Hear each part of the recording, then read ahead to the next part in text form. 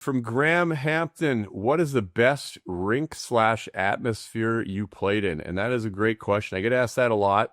I unfortunately never got to play in Edmonton Oilers playoff atmosphere. I don't think I've watched it. I've been there. I watched it in 2006. I watched it the last couple years. I don't think there's anything that compares to an Oilers playoff atmosphere. It's absolutely mind-blowing. The noise level, the excitement. One of the best places you can play. Like I said, unfortunately, I never got to play in that, but I've witnessed it for almost 20 years now. And it's just absolutely incredible. But for myself, playing wise, I've got two. One that was really cool and really intense when I was younger. Actually, when I was in Edmonton early on, was Chicago. Chicago's a unique building. I think it's the biggest building in the league. When they're full, it's almost 20. I think it's over 23,000 people in there, and so it is that's an extra 4,000 or 5,000 on top of a sold out regular rink, and it's significant when you look up. It's like the rink just keeps going and going all the way to the top. And at the start of my career there, that's when they were winning 1, 2, 3 Stanley Cups. So their team was really good.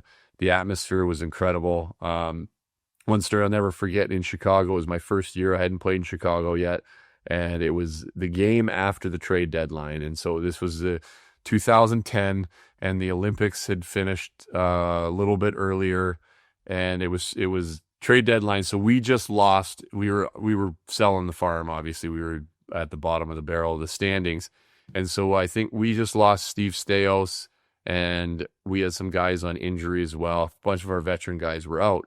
So we traded for a couple veteran guys, but they hadn't arrived yet.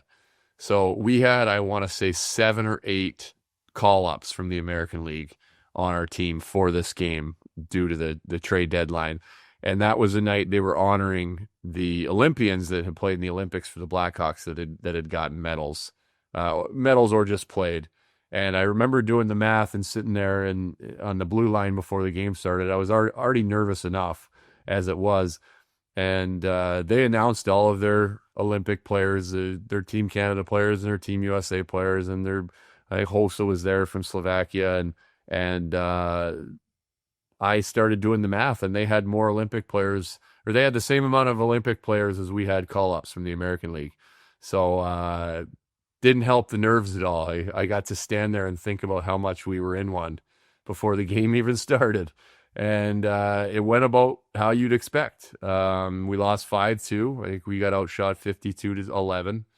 And we were hanging in there, though. It was 2-2 after 2, and I think the shots were 47-9.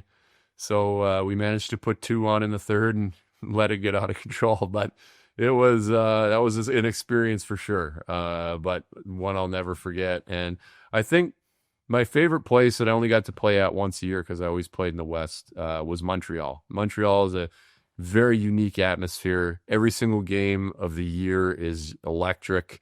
I was always playing, Edmonton easier because it's a Canadian team, and so that excitement's there. But even with Minnesota, not a rivalry, not a midweek game, Minnesota going into Montreal, it was absolutely electric. And the way the stadium's built, very steep stands, so when you get in there, it feels like everybody's right on top of you. It's packed for warm-up. It's just that there's a lot of places that have exciting atmospheres that are loud.